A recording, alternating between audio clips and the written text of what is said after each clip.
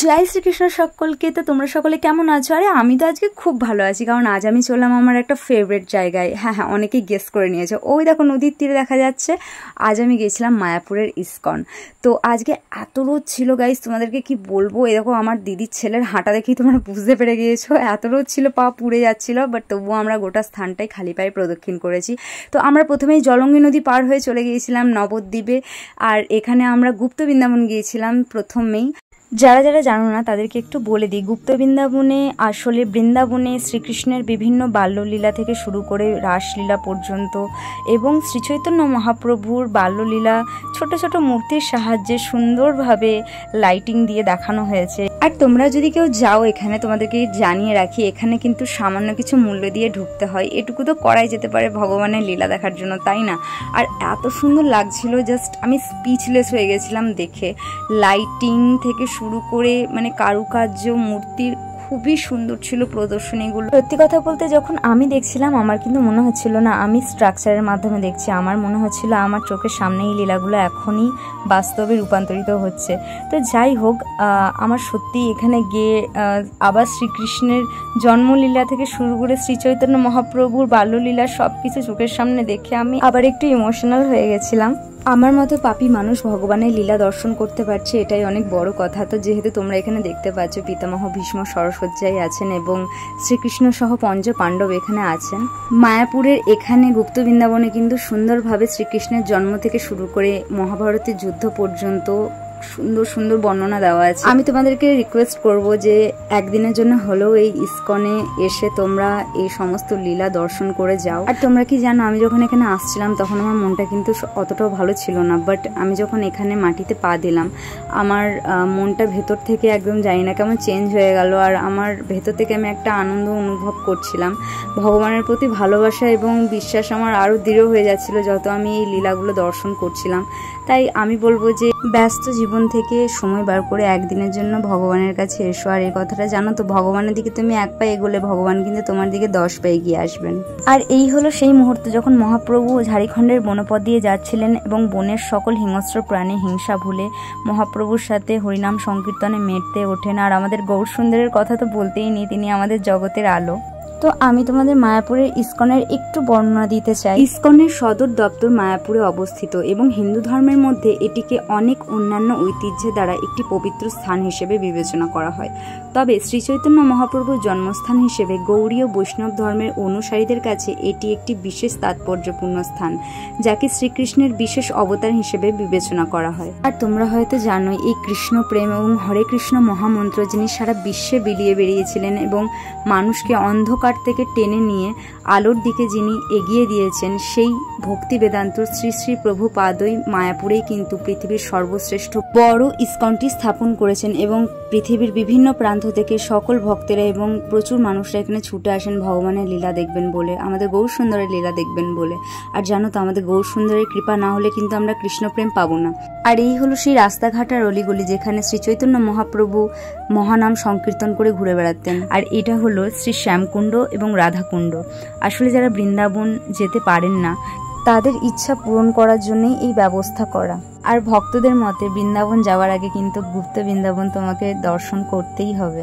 কিন্তু তোমরা কি জানো, আমার ক্ষেত্রে উল্টোটা হয়েছে। আগে আমি বৃন্দাবন দর্শন করেছি, তারপরে আমি এই শ্রীধাম মায়াপুর বৃন্দাবনে এসেছি।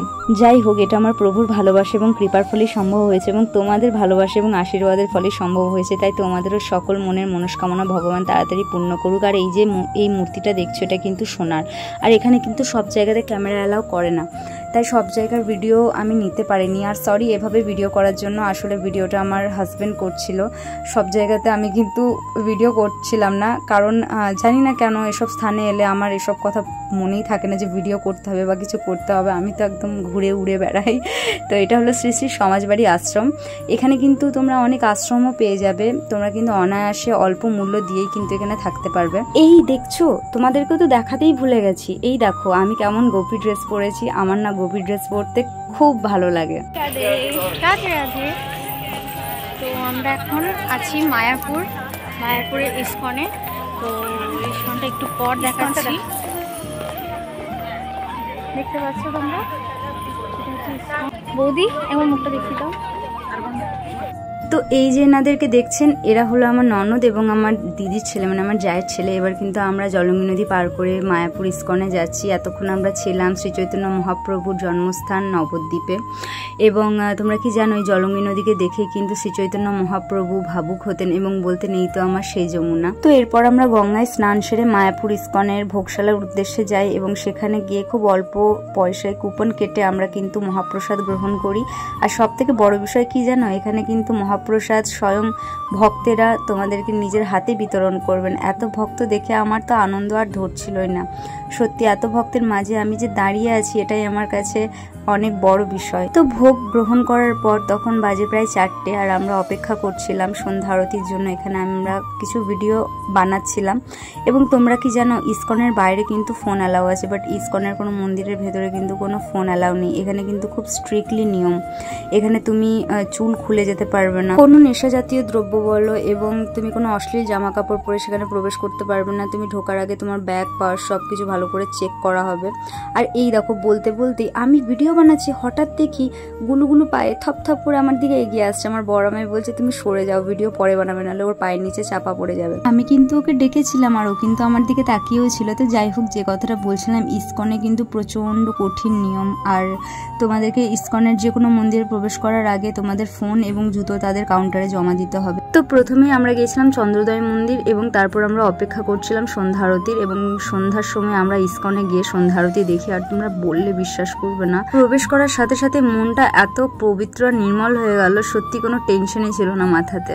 আর আমরা ওখানে এত নেচেছি, এত জোরে জোরে হাত তুলে আমরা নাম সংকীর্তন করেছি, এত এত ভক্তের মাঝে। সত্যি সংসার বলে ঘর বলে কিছু মনেই ছিল না, মনে হচ্ছিল এটাই আমাদের সংসার, এটাই আমাদের আসল ঘর। তো মন্দির থেকে বেরিয়ে আসার পর স্মৃতি হিসেবে আমরা ওখান থেকে অনেক কিছু নিয়ে এসেছি। আমরা শপিং করেছিলাম প্রচুর, সন্ধ্যাবেলায়, দিনের বেলায় টাইম পাইনি তাই। আর যখন বাড়ি আসার জন্য প্রস্তুতি নিচ্ছি, ওই জায়গাটা ছেড়ে আসছে, আমি তো এত কাঁদছিলাম। আমার হাজব্যান্ড, আমার শাশুড়ি, আমার যা, আমার ননদ আমাকে সবাই বোঝাচ্ছিল, সান্ত্বনা দিচ্ছিল যে ঠিক আছে, কোনো ব্যাপার না, কেঁদো না, আমরা আবার এখানে আসবো। তো সত্যি কথা, আমার এক্সপিরিয়েন্স যদি শুনতে চাও তাহলে বলবো সত্যি মায়াপুরটা শুধু নামেই মায়াপুর নয়, এখানে এমনই মায়া আছে যে তুমি জগতের মায়া ভুলে যাবে। আর কি বলতো, মানুষ যখন সংসারের জ্বালা যন্ত্রণা থেকে মুক্তি পেতে চায়, মানুষ তখন কিন্তু ভগবানের সন্ধান করে।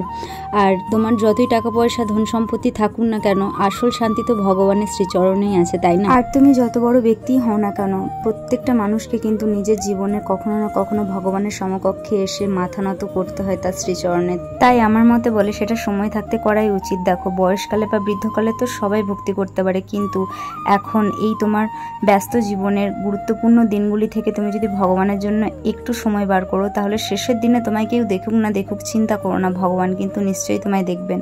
আর এই মিথ্যে জগতের একটা বাস্তব কথা কি জানো, যিনি তোমায় সৃষ্টি করেছেন অর্থাৎ ভগবান ছাড়া তোমাকে কেউ বেশি ভালোবাসতে পারেন না। তাই ভগবানকে ভালোবাসতে শেখো, ভগবানের প্রতি বিশ্বাস আর নিষ্ঠা রাখো, তিনি কখনো তোমার কোনো ক্ষতি হতে দেবেন না। কারণ আমরা সকলেই তার সন্তান এবং তার অংশ থেকেই আমাদের সৃষ্টি। তাই রাগ হিংসা সব ভুলে ভক্তির সাথে একবার বলুন রাধে রাধে।